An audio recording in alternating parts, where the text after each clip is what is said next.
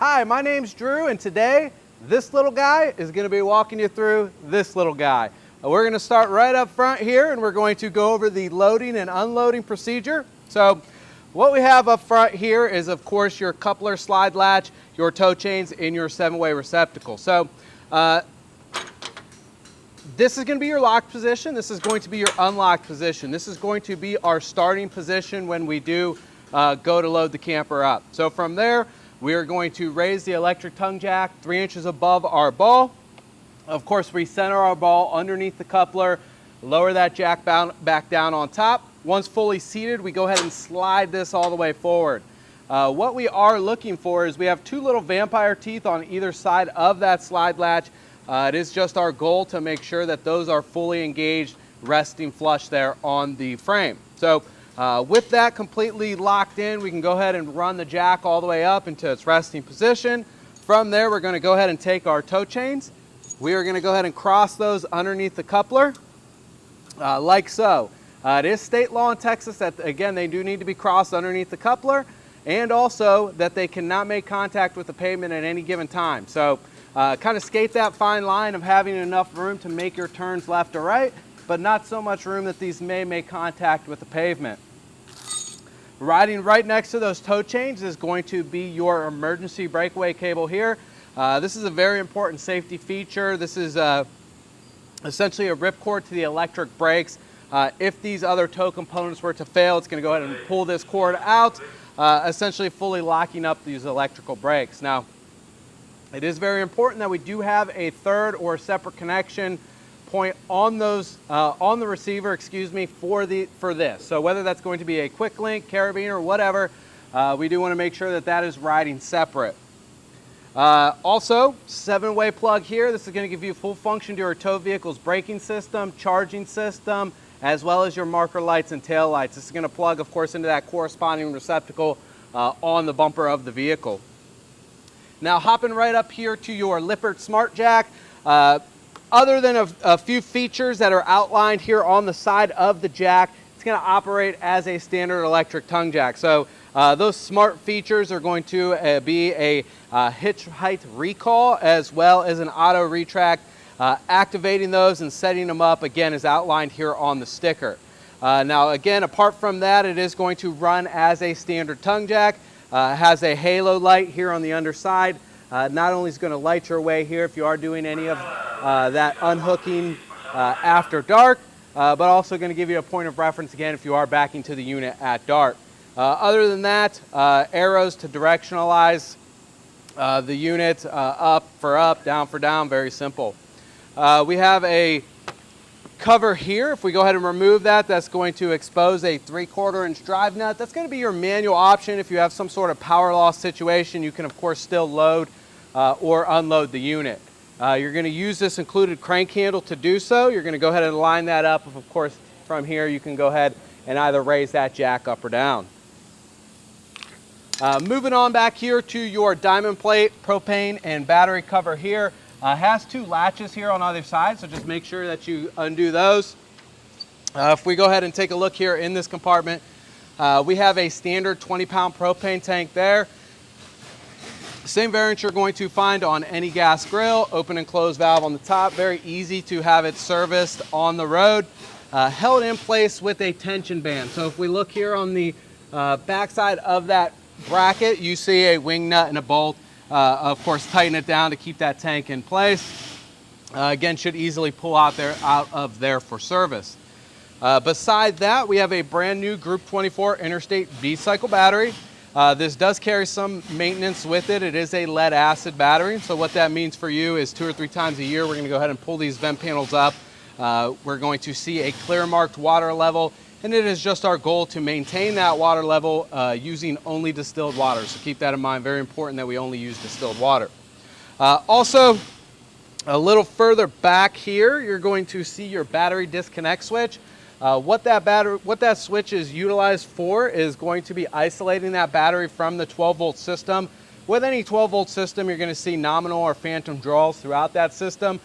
From the day-to-day operation, that's no big deal, but when compounded over months of storage or weeks of storage, it can wear and tear on the battery. So again, to keep that in tip-top shape, when we are storing the unit for more than a week or so, we're going to go ahead and isolate that battery. Is clearly marked on/off on that battery disconnect switch. Moving on, we have stabilizer jacks on all four corners of the unit. Now these are for stabilization, they're not for leveling. So leveling from front to back is going to be done with the electric tongue jack up front. Leveling from left to right is going to be done with the tires and what's called a leveling kit. So once we are within 3 degrees of level, we are then going to go ahead and run these down. You'll see a spline drive here on the edge of that jack. Of course, again, you're going to line up that corresponding crank handle, come down, make contact with the pavement, and stop immediately. Again, we don't want to put too much tension on these. They are not made for that. They are just to stabilize that floor, keep it from feeling like you're walking around on a couple tires. Moving on, if we go ahead and take a look down low here, we have our not only freshwater drain all the way back, and we can see the tank there.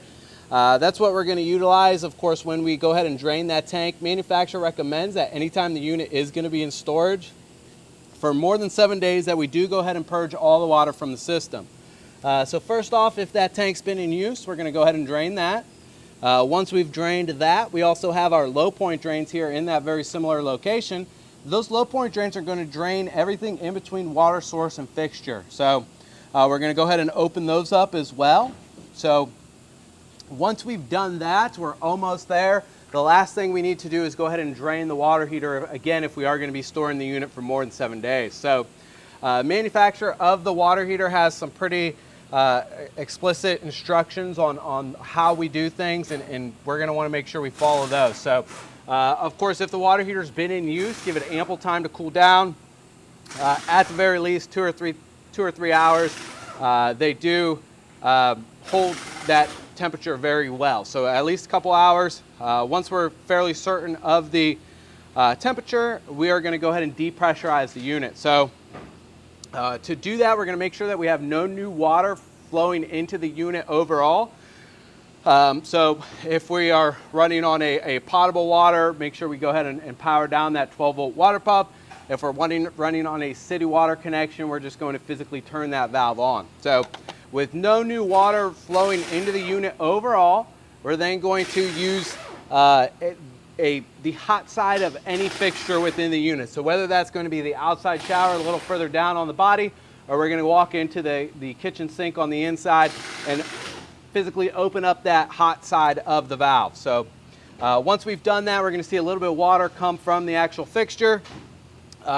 Once you see no new water at the fixture, that's generally your indicator that this is depressurized and you are safe to go ahead and drain it. So once we've done that, we're then going to come back to the unit and we're going to go ahead and take a 15/16 wrench and we're going to go ahead and back out that drain plug.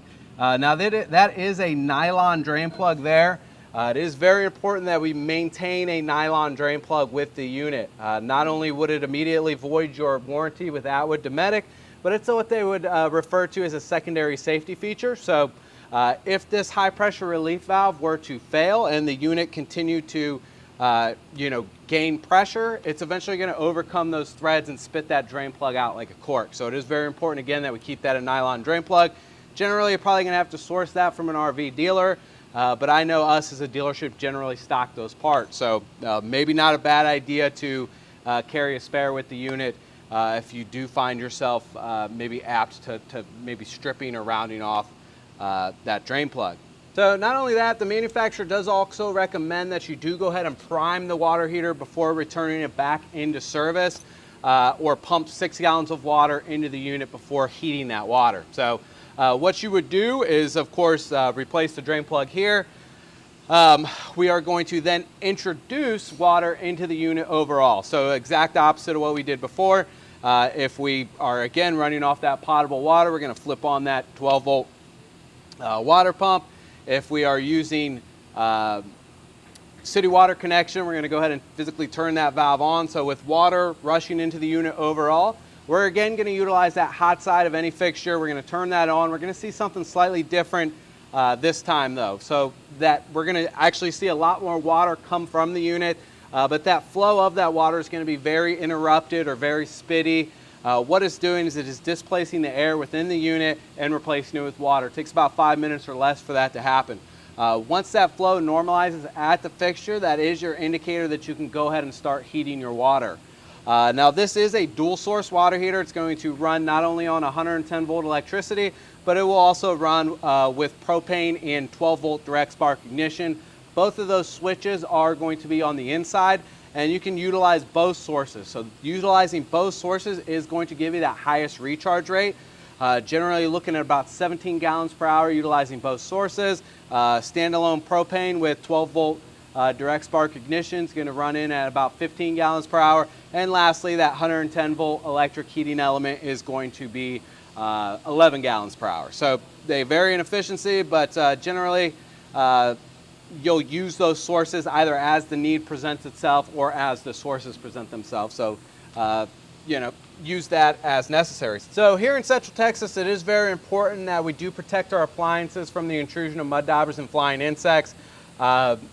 Those type of insects are attracted to the smell of propane. So what generally happens is they'll crawl right in here, this grating, make their dirt nest as far as they can within the appliance. So what I'm getting at is it's almost a necessity to go ahead and protect this. What you're going to use to do so is the aftermarket bug screen that is specifically cut for the appliance. Very easy to install, or we'd be more than happy to install it for you. But again, that not only goes for the water heater here, but also any of the other propane burning appliances throughout the unit. So just a couple things to remember.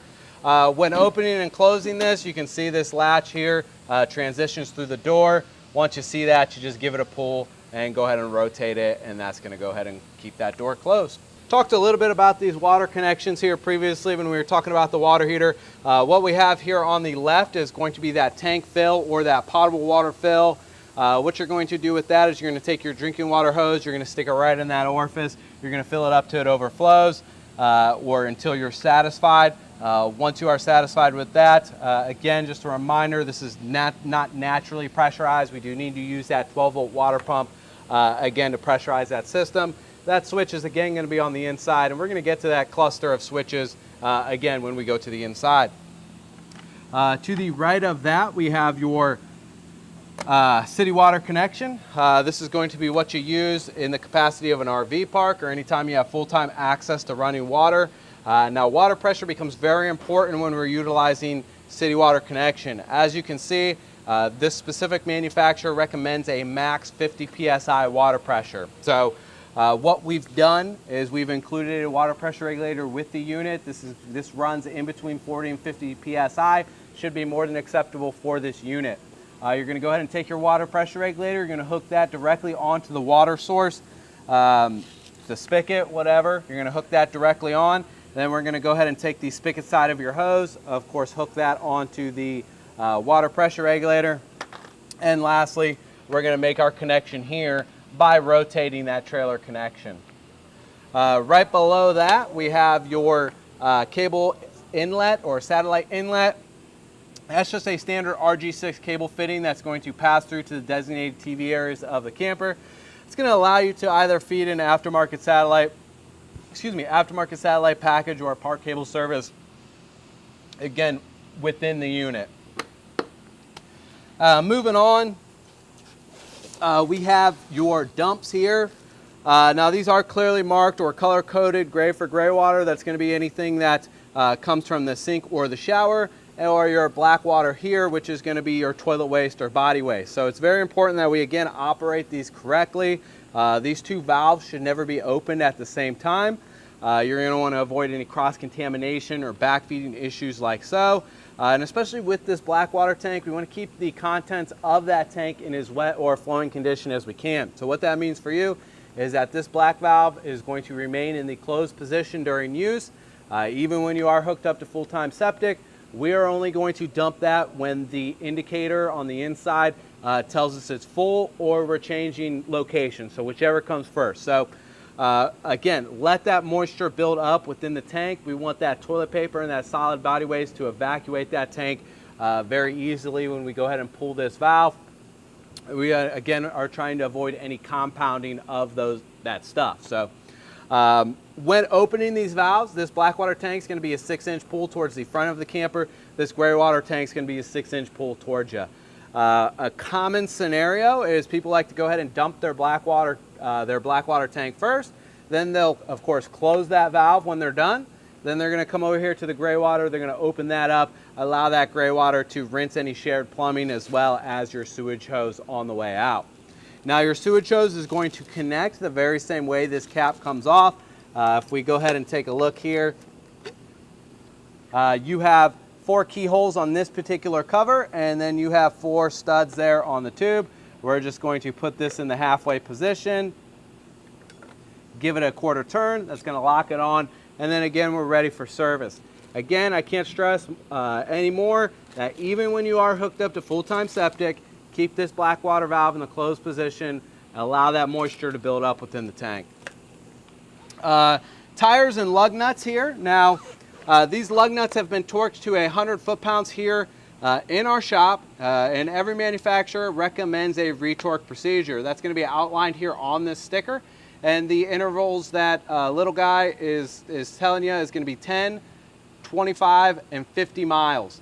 What that means for you is you're going to pull over at those intervals and you're going to use your torque wrench to make sure they are maintaining that 100 foot-pounds of torque. Further than that, the manufacturer recommends that at the start of each trip, we're again going to make sure they are maintaining that 100 foot-pounds of torque. Now, tire pressure is also very important. You're going to run any trailer tire at the max tire pressure rating. So that's going to not only be stamped on the sidewall of the tire as it is in that standard position, but also you're going to see it here, which is going to be 50 PSI. So again, 50 PSI is that max tire pressure rating. That's exactly where we want to run the tires. That's going to give us the overall highest flexibility in terms of weight rating. So whether we are running the unit completely empty or completely full, that 50 PSI is going to be a good number. All right, so what we have here is your 30 amp 110 volt power supply. Now this is only going to plug into the unit one way. So we're going to go ahead and line up the prongs here, and we're going to plug it straight in. We're going to give it an 1/8 inch turn to the right. That locks it in. Then we do have this secondary collar to screw down, lock in further. It's going to be my recommendation for every single unit that I deliver to add a 30 amp 110 volt surge protector in line here. Now the importance of that is because we have a lot going on within the unit electronically. Really using a surge protector is the only way to protect those appliances from not only surges but dirty power or substandard wiring, things like that. At the campground, really, again, that's the #1 thing you can do to protect your investment. So if you have any questions on which products we recommend or how to use them, feel free to give our parts department a call. They would be more than happy to go ahead and educate you further on the products that we recommend or how to use them. So what I like about these Furon power cords is you can actually trace the supply of power. So on the wall side of the cord, you're going to see a little blue light on that as well. So you'll know when initially plugging that in that you have power to the actual cord.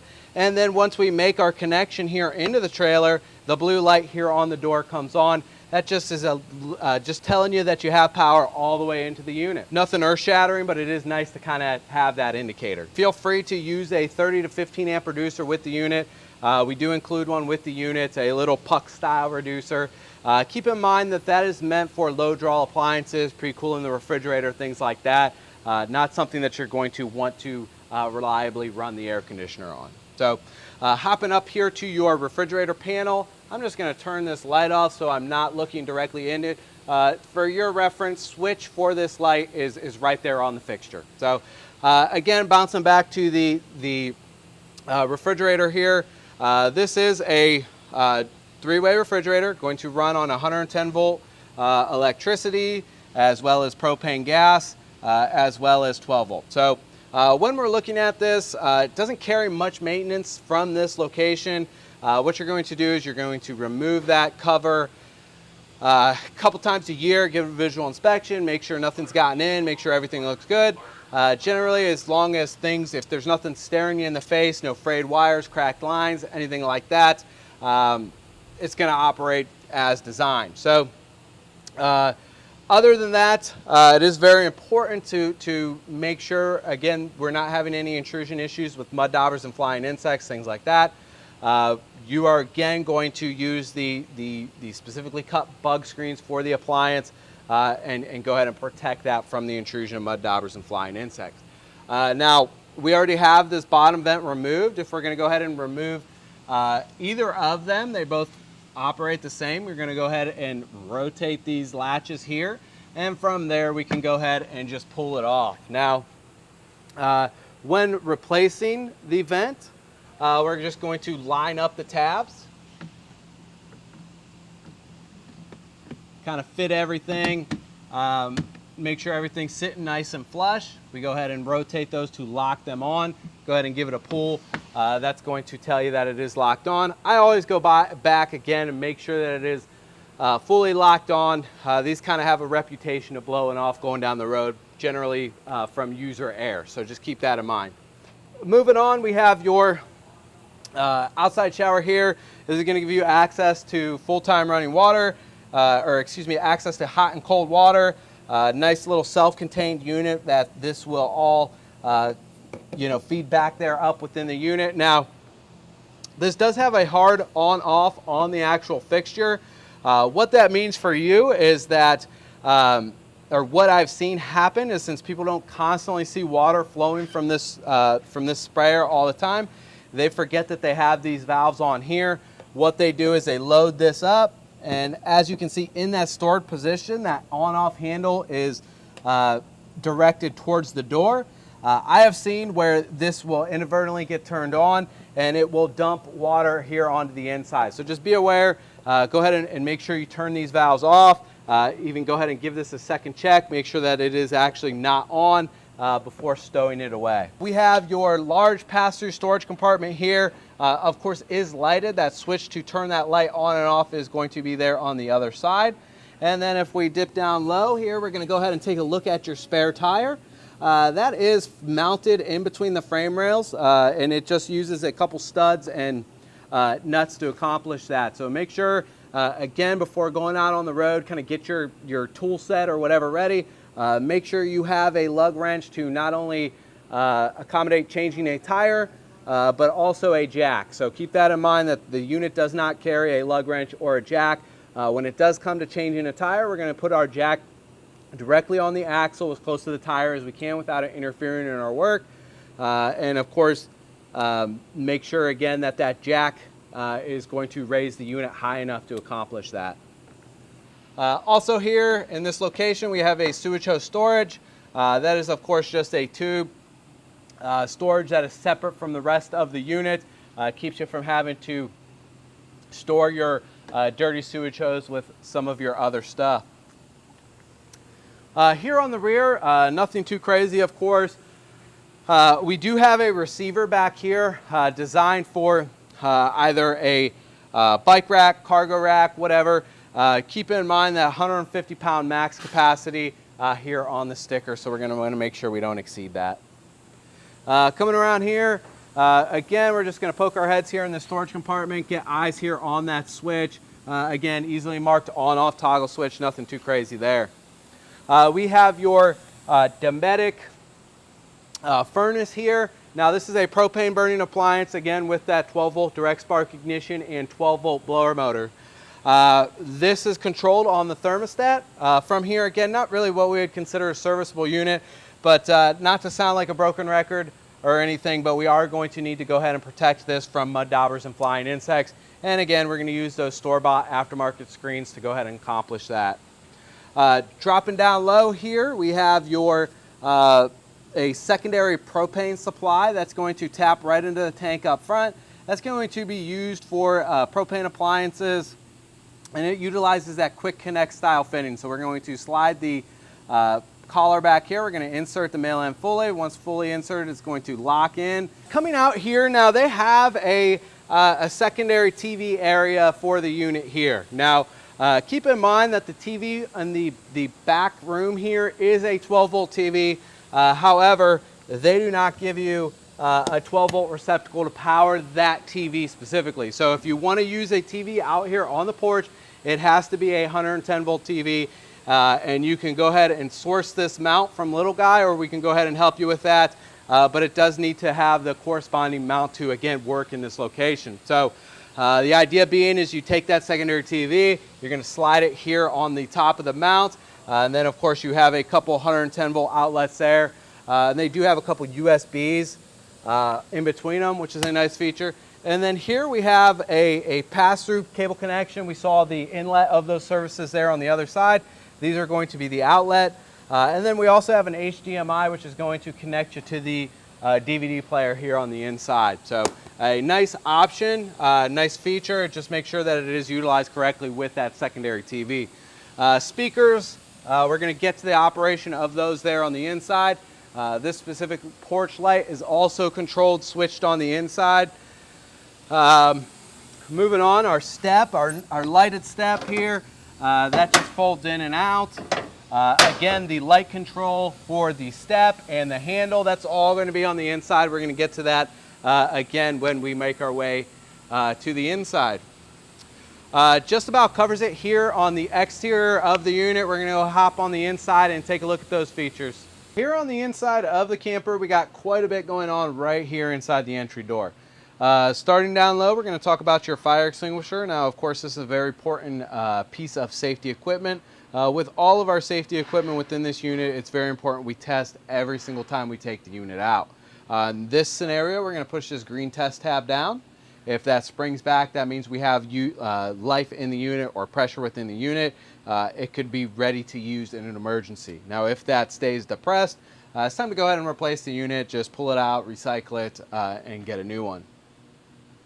Hopping up here, we have your Jensen stereo unit. Now, this is going to give you access to CD, DVD, AM/FM radio, Bluetooth. All of those features can be found through this mode button here. Now, if we're utilizing a DVD or a CD, you're just going to go ahead and insert the disc there in the slot. That's going to take you into those menus.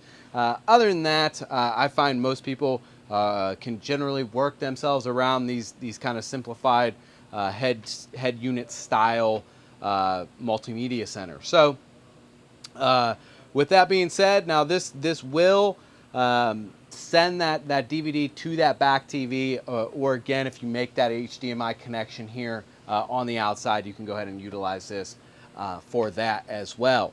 And then also here on the display, it's important to note you do have a zones button. And when they talk about zones, it just means you have a couple sets of speakers within the unit. Of course, you have speakers on the inside and speakers on the inside, or speakers on the inside and speakers on the outside. You're going to control each of the volumes separately, and you're going to do that through that zones button. So other than that, again, very simple unit. Feel free to go ahead and consult the manual or give us a call if you have any questions on how to operate that properly. Up here, we of course have a GFI protected outlet. This is going to be your main resettable GFI outlet. All the receptacles in the unit are tied to this receptacle. So what that means, if one of them gets overloaded, this is going to be that reset point. If you see this amber colored light, that means it's been tripped and it is time to reset. Beside that, we have the backlighting that we see atop the shelves there. We can go ahead and turn that on and off there on the switch, and that is dimmable. So if I go ahead and push the plus sign, of course those lights get brighter. If I go ahead and push the minus sign, they go ahead and dim out. Beside that, we have a charging center that's going to give you access to two 12-volt USBs, as well as a 12-volt cigarette lighter style receptacle meant to be utilized for any 12-volt appliance. Down below there, we have your systems monitor, courtesy panel, convenience center, micro monitor. It goes by many different names. This particular one's going to utilize this LCD screen, and it is actually touch screen to turn that on and off. So when we look here at the scale here, keep in mind that you're going to, inside the restroom, it's going to utilize a separate black tank monitor, and we're going to get eyes on that here in just a few minutes. And also same with this LPG, which is your propane levels. Now those are just kind of generic tank there on the front. There is no sensor in there to read, to actually read that. So that's not going to translate to anything here when it reads full. So just keep that in mind. And then same with the black. Other than that, the information you are going to take away from this panel is going to be your freshwater indicator and your gray water indicator. And you can go ahead and see those. Again, it does time out fairly quickly, but you can go ahead and see those levels there. If I go ahead and hit that one more time, that's going to give us our battery. Now, battery is going to be read full anytime you're plugged into shore power. To get an accurate readout of where your battery sits, you need to, of course, unplug. You'll go ahead and test here at this location when you are unplugged from shore power. Now, also, of course, you can see all of these toggle switches on that same same display. The first two up are going to be your water heater sources. Again, as I explained there on the outside, we have an electric source and we also have a propane source. And again, we can utilize both sources. That's going to give us the highest recharge rates. Other than that, we'll use them as they present themselves. Now, we also have your water pump switch next to that. And then beside that, we have your interior light switch. If I go ahead and hit that, we can see most of these overhead lights turn on and off. Keep in mind that each overhead light has its own separate switch. You can control which ones come on with this main toggle switch. Below that, here on the underside, we have your porch light. Of course, that's going to be the light we saw there on the outside. Your handle and step light is going to be that next one. And then your awning light is going to be here. Of course, this unit does not have an awning on it, so that doesn't really translate to anything. This is generally a generic switch cluster, so that's why you have kind of those indicators here on the touchscreen that don't really translate to anything. And then again, this awning switch is, again, that's an option. Some of these I'm sure will have awnings, but this particular one does not. Coming here into the units, we're going to go ahead and talk about your windows before moving on here into the dinette area. So your windows are going to operate the same no matter the location or size within the unit. Now, they are all going to have your pull down shade here or screen or your privacy shade there. Side note, you do have the screen door on the screen on the door as well, something we probably should have covered at that point. But when it does come to operating the windows, you have these latches. You can go ahead and fold those out. Once we've done so, we can go ahead and lift that out. Of course, the doors here is in our way, but we would tighten that, tighten these struts on each side to our desired opening. And then again, you can pull down the screen, keep the bugs out. Whatever. Now here when we're coming back in, if you look here at the actual latch, you see a little valley. If we were to go ahead and put all of these in that little valley, now that gives us kind of a vent option for the window. It still has like a fingertip's worth of opening. That's a way to go ahead and vent the cabin but still be relatively secure. It does go without saying that that is only designed to be utilized when you're stationary. When going down the road, you do want to make sure these are fully locked back. So you're going to pull all the way back past that plastic. We're going to go ahead and latch those down. And that's, fully closed there on the window. So stepping up here into the unit fully, you got reading lights here on each side of the dinette. To turn those on and off, we just push right there on the lens. Other than that, on these new little guys, they went away with the TV. Up here, that secondary TV, so that has now become a nice little storage compartment or shelf, whatever. But you do have the option of adding a TV if you'd like. You have the power supply, you have the cable satellite pass-through connection as well. Under that seat cushion, you have the antenna booster. So you have all the original hookups that utilize the TV. However, from the manufacturer, there's no TV in that location. Now, this dinette is going to also make a secondary sleeping area. You're going to utilize this tabletop to do that. Generally, what you would do is you would move these cushions out of the way. You have this yellow release button here. If you go ahead and slide that back, it kind of stays in that unlocked position. And then the table is going to swing towards us. So, and it's very kind of stout on that action. So I will generally put my foot on it and then we can see that kind of starting to come down.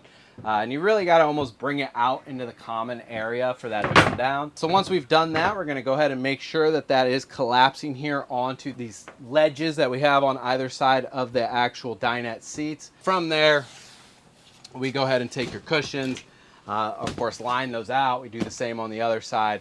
And that's going to, again, work out excellent for a secondary sleeping area. And then again, a bit redundant, but we'll just go ahead and extend this back up. No lock when it is in that lowered position. So just keep in mind that this latch is kind of already set up, ready to go. I'm going to, again, put my foot down below. And once we get into the upright position, that latch falls into place and locks it in that upwards position. Coming around here into the actual shower, I'm going to hop in and then I'm going to allow Clint to kind of come around and get a view. It is very important that we do talk about your actual black tank sensor, and that's what you're going to find here. Now, this is a Dometic style porcelain bowl toilet. It does have the pedal style flush. It'll be a light press to fill up the bowl, full press to flush. That's all going to be very typical of what you generally see. What's not going to be typical is going to be this sensor setup.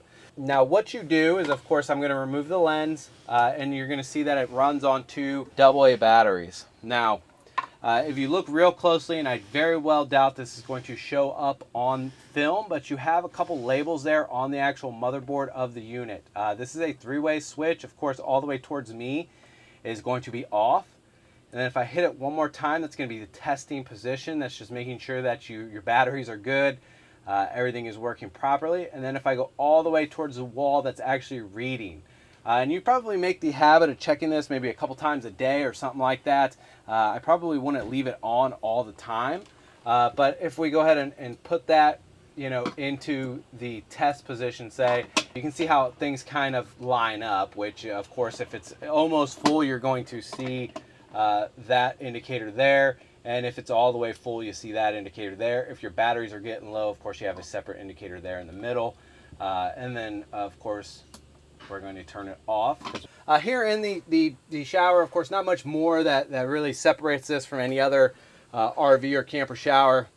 On-off here on the head, that's going to help you conserve water consumption, generally hot water consumption. Going to have its own separate light. Of course, this isn't controlled by the main switch. It's going to be on-off on the fixture. Very important that we do talk about the need to go ahead and close this before going down the road. I will generally make that joke that it's something that you generally only forget once, because it's probably not going to be there when you get to where you're going. So keep that in mind. Make sure we close it before going down the road. The design or designation of that fan is, of course, to pull any moisture out of the air when we are showering in here. So, here on this wall, we of course have your Dometic thermostat. This utilizes captive touch. Keep in mind that these are not physical buttons. Sometimes they can not be as responsive as I'd like, so I promise pushing harder doesn't make it work any better. Just give it a kind of a chance to catch up with you. If I hit that mode button, that's going to take us into the fan setting. Now we need to choose a fan speed before we can proceed any further. Your choices are low, high, and auto. And just like your thermostat at home, if you go to either low or high, that fan is going to run indefinitely whether or not it reaches that thermostatic temperature here. To keep that kind of corresponding right with us, we need to go ahead and keep it in that auto mode. So I'm going to confirm that. And then we actually get there into the air conditioning settings. We can see it's telling us that we are there by the cool and snowflake indicator there.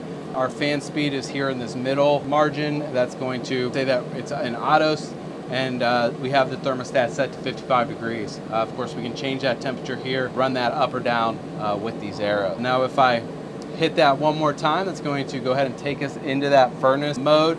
Now, again, if I was either low or high fan speed, that fan is going to stay on even if I am trying to get here into that furnace mode. So keep in mind. Once it realizes what I'm trying to do, it's going to kick off that blower motor there on the air conditioner.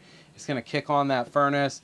16 seconds after that, it's going to ignite. By that 30-second mark, it's going to start producing noticeable heat. In a unit of this size, it would not surprise me if within a few minutes kicked on that smoke alarm. That is, very standard, acceptable by the manufacturer of the furnace.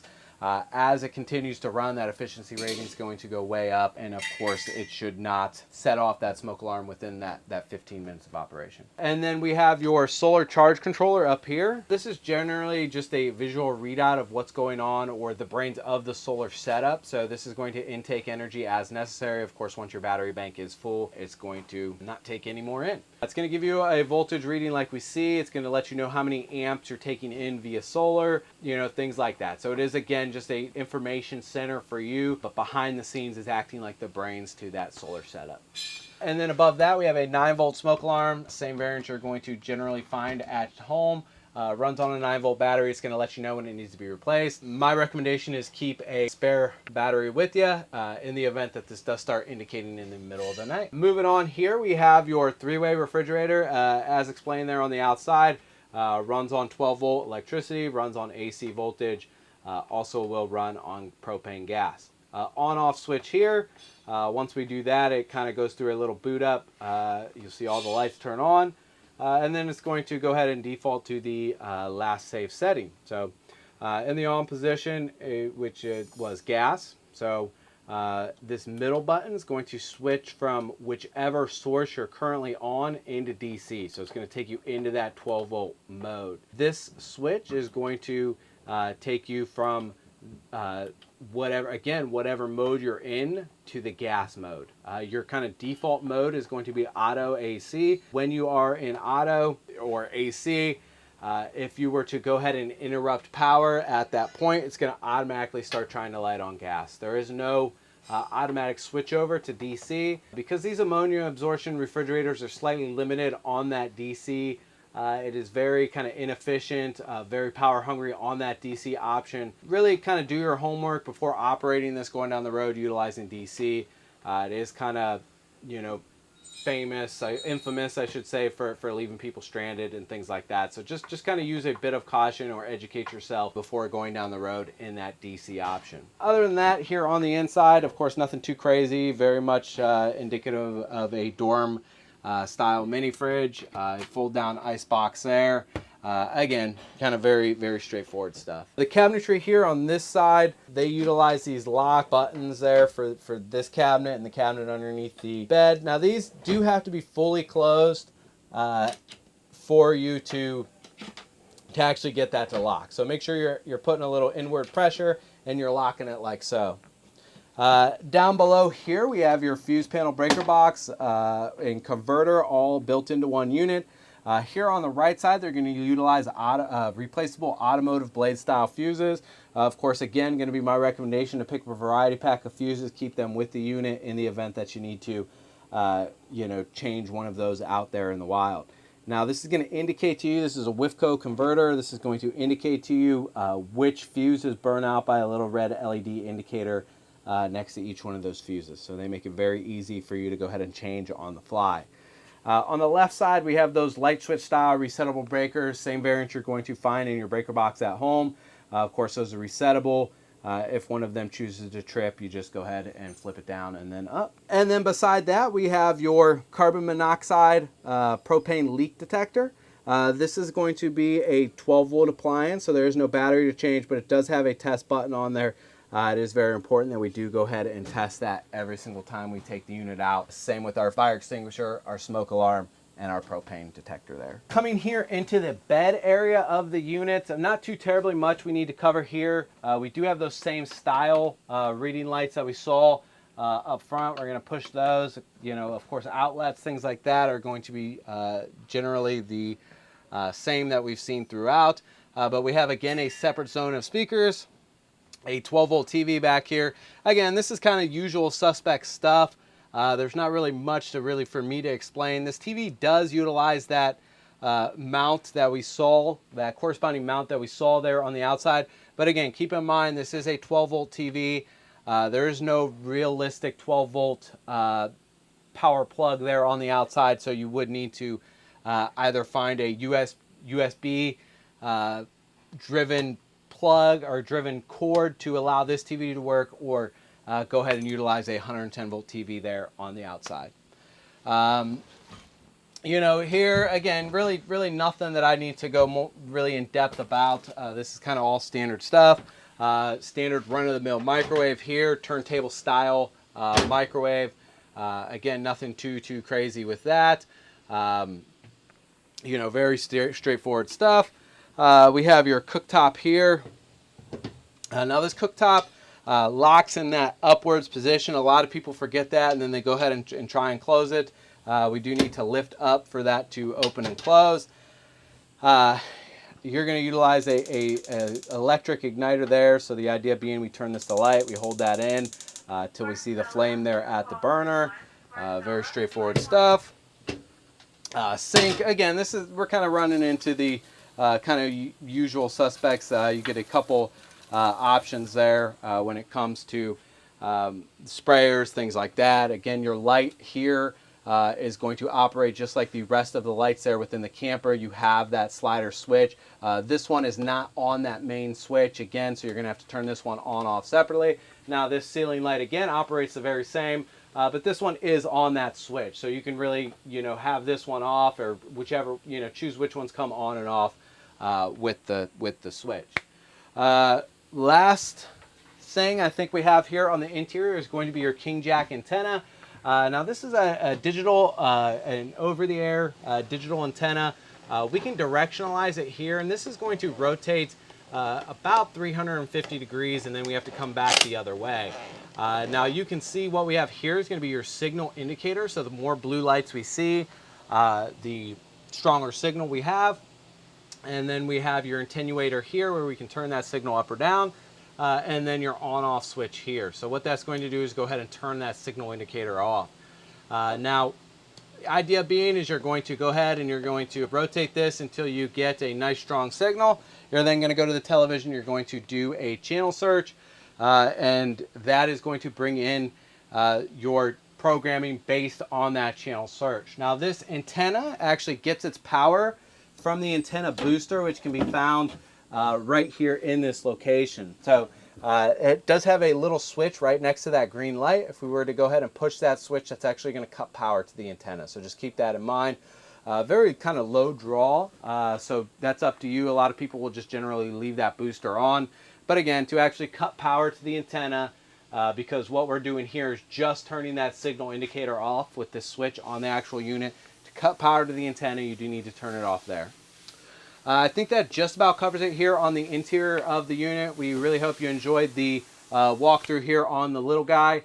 If you have any questions or concerns, anything that maybe we could go more in depth on, feel free to give us a call. We'd be happy to, again, answer any questions. Again, thank you. Hope you enjoyed it. Have a great day.